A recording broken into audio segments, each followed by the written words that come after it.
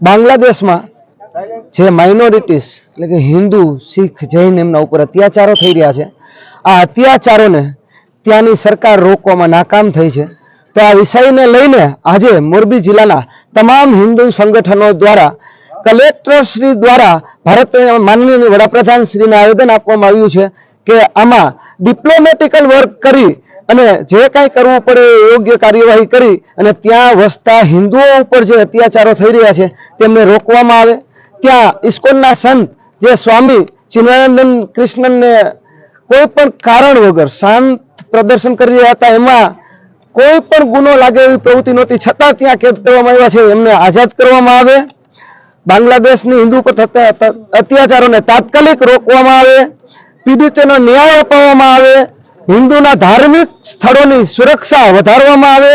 અત્યાચારોને રોકવા માટે કાયદો અને વ્યવસ્થાને કડક કરવામાં આવે.